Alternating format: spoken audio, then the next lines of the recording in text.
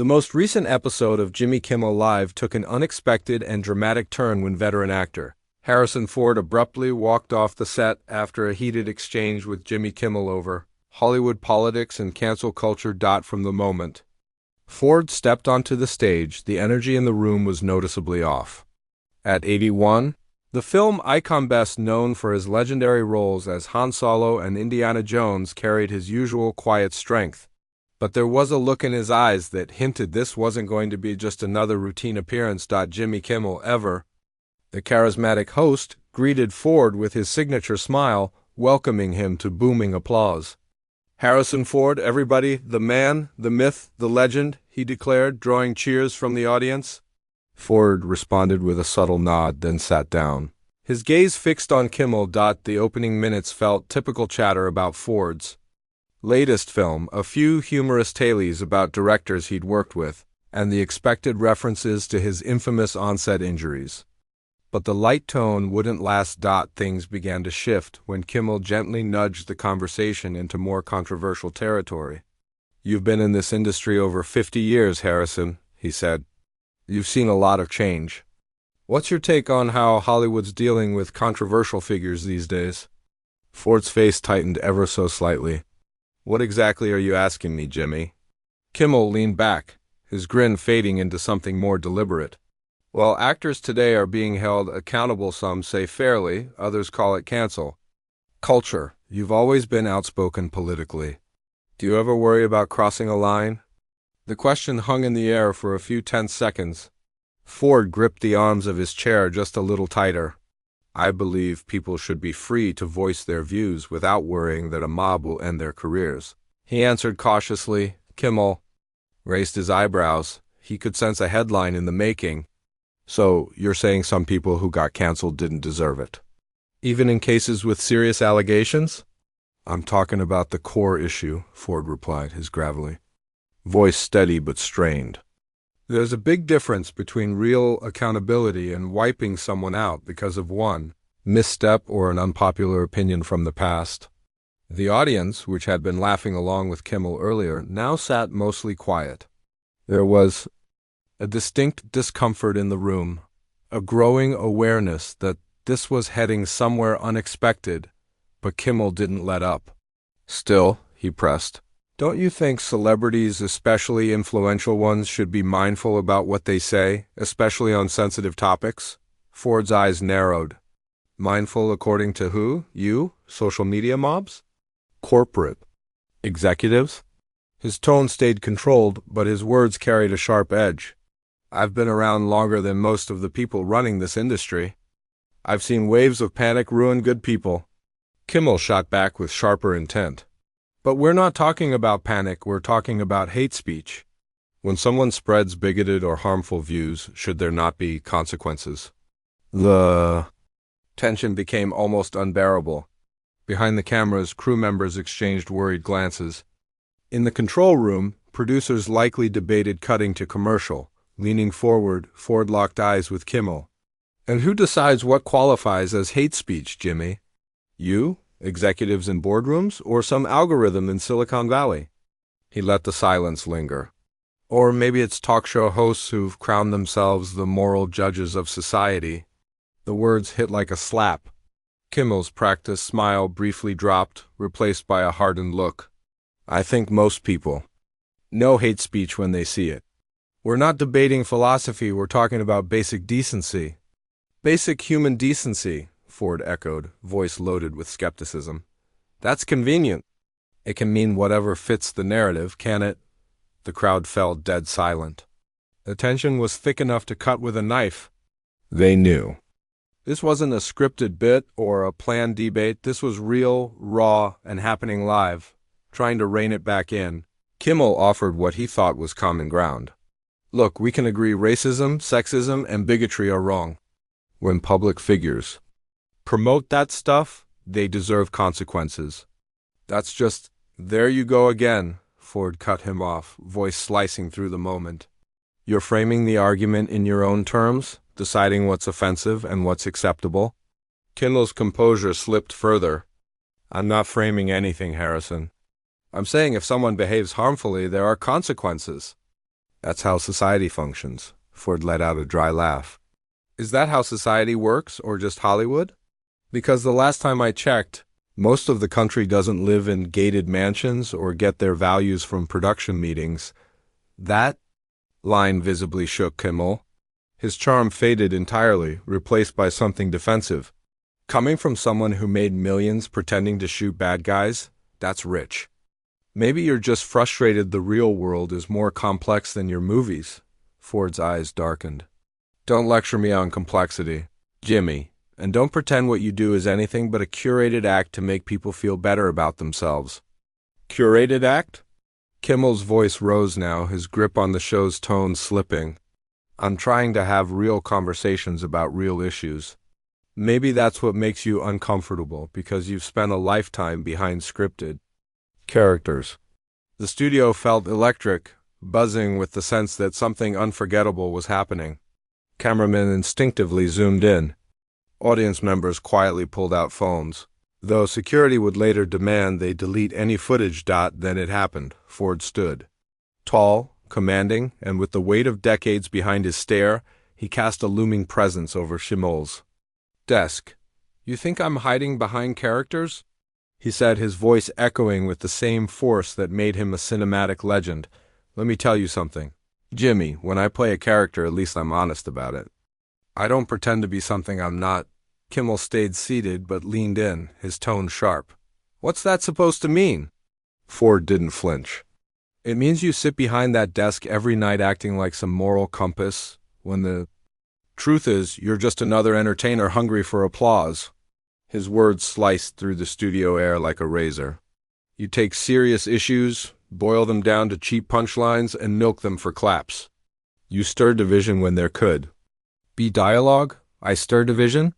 Kimmel's voice trembled, his calm slipping. I'm not the one defending hateful people. I'm not making excuses for discrimination. Ford's fists curled at his sides. There it is again. Disagree with your view? Boom, you're a bigot. Question your tactics? Suddenly you're defending hate. You shut down every opposing thought by casting your critics as villains. Convenient, isn't it? The audience was frozen, no laughter, no applause. This wasn't showbiz anymore. It was two men going toe-to-toe, each standing for a very different set of values. Kimmel rose from his chair, trying to meet Ford eye to eye. Maybe some of those critics are villains, Harrison. Maybe when someone spreads ideas that harm others, ideas that dehumanize, they don't deserve polite disagreement. Ford stepped closer, eyes locked. And who made you the judge of all that? When did talk show hosts become the gatekeepers of what people can say or believe? When did comedians get to decide who gets to work or be silenced? We're not silencing anyone, Kimmel insisted, but his voice faltered. We're just choosing not to give a platform to hate. Ford let out a bitter laugh. Not platforming. Hate? No, what you really mean is shutting down anyone who doesn't parrot your politics. Anyone who questions your version of truth. Anyone who dares think independently. Now it was a standoff, two men squared off across the desk like gunslingers in a western. The lighting turned stark, the shadows harsher. The studio didn't feel like a set anymore, it felt like a battleground. Kimmel's face flushed red, his usual polish cracking. Maybe the issue isn't cancel culture? Maybe it's that people like you can't stand being held accountable. You think you can say whatever you want without consequences. Ford's eyes narrowed, deadly calm. Ah, there it is, consequences. Funny how they only ever seem to hit one side.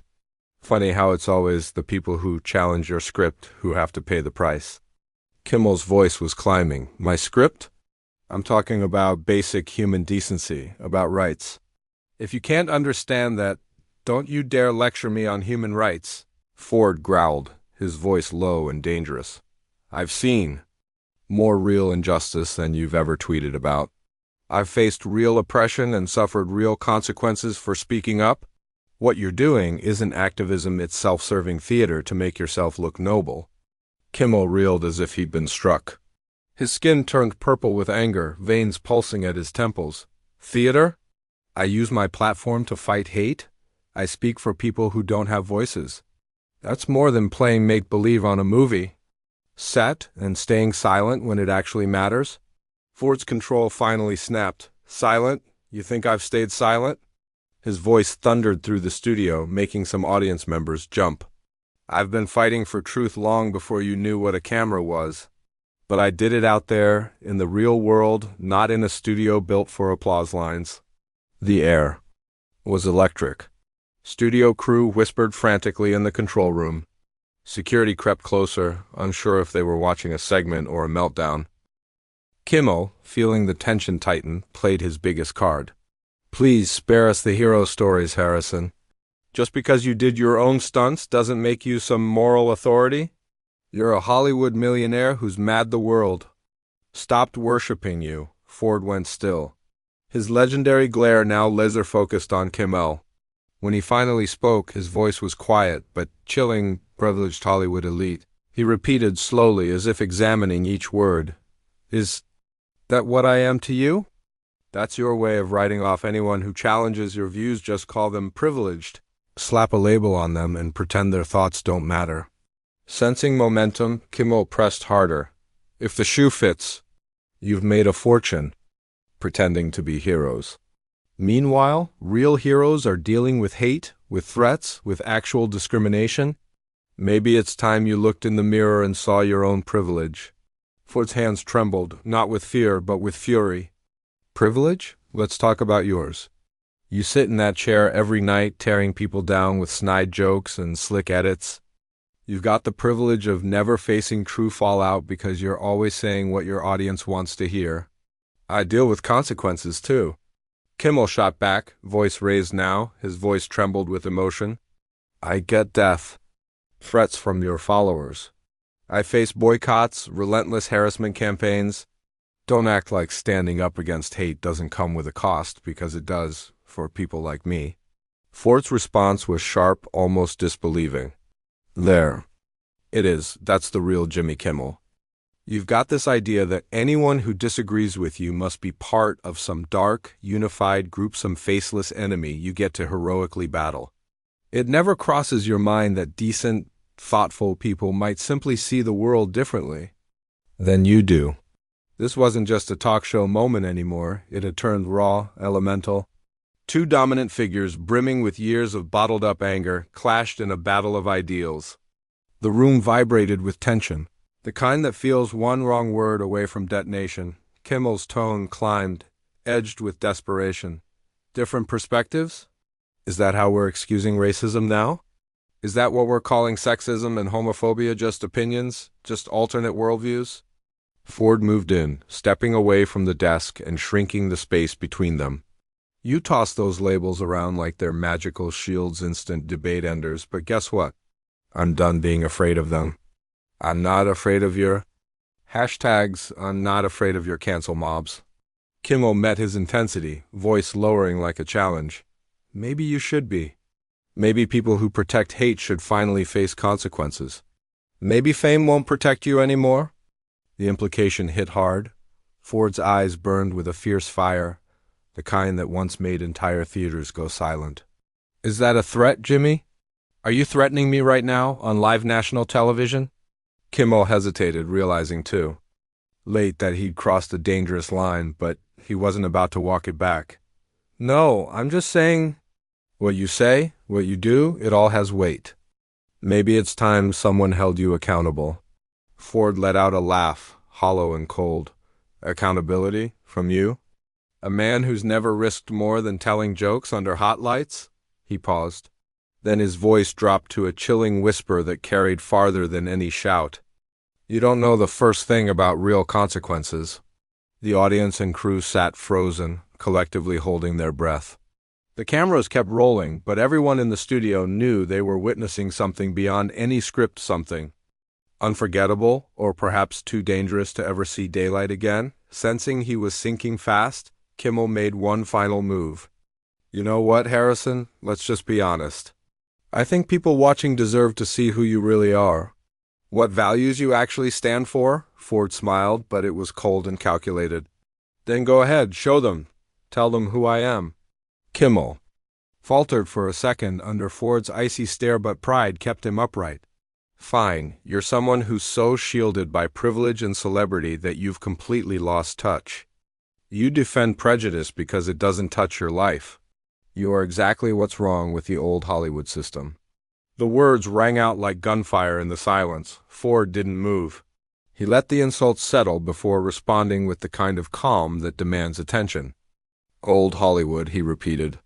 You mean the Hollywood that made art, not agendas? That told real stories instead of pushing narratives? The one that entertained instead of preached? Kimmel tried to cut in, but Ford wasn't finished. You want to talk about old Hollywood? That's the Hollywood that gave you your platform. It's the industry that made you rich. And it knew something you clearly don't. Entertaining people is a responsibility, not an excuse to indoctrinate them. The audience sat frozen, captivated by what could only be described as a masterclass in quiet intensity. Harrison Ford's voice never once rose, yet each word hit with the force of conviction.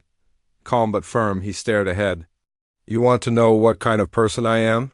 He said, stepping forward until he was nearly face to face with Kimmel. I'm the kind of person who spent an entire career earning the trust of the people watching.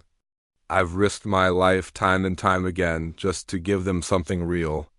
I believe in treating people with respect even if we don't see eye to eye. Kimmel tried to speak. But Ford sliced through him without hesitation. I'm not done. His tone never changed, but the authority behind it was unshakable. You asked me what kind of person I am. So I'm telling you. I don't tear others down to feel better about myself. I don't label someone evil just because we disagree.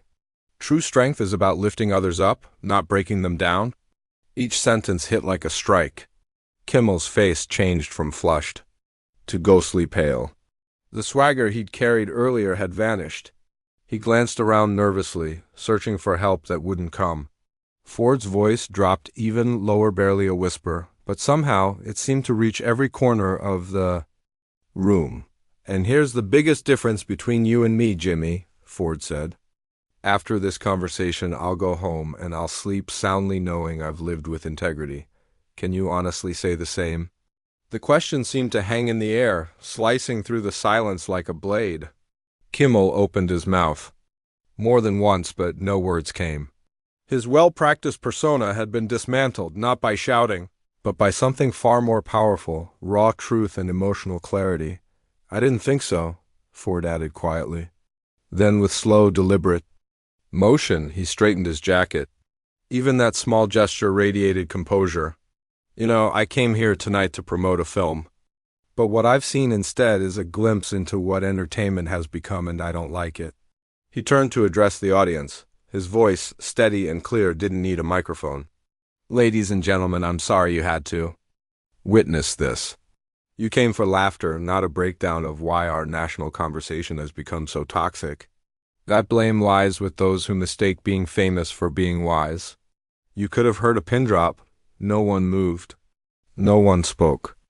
They weren't watching a segment anymore. They were witnessing something real, something utterly unscripted. Ford looked back at Kimmel one last time. Jimmy, I hope one day you understand the difference between accountability and cruelty. Real bravery isn't about going after people who can't fight back. It's about admitting when you've been wrong. Then he turned and walked away. The sound of his footsteps echoed across the set. Still stunned, Kimmel finally managed to speak. Harrison, wait. We can fix this. Ford paused just before the exit. He turned, eyes heavy with disappointment. No, Jimmy, we can't. Fixing things would mean you actually listen, and that's something you've forgotten how to do. And just like that, Ford vanished into the wings. The entire room seemed to collapse into stillness. Kimmel stood motionless, mouth opening and closing, trying to process what had just happened. Murmurs began to ripple through the audience, growing into a low buzz as the reality set in.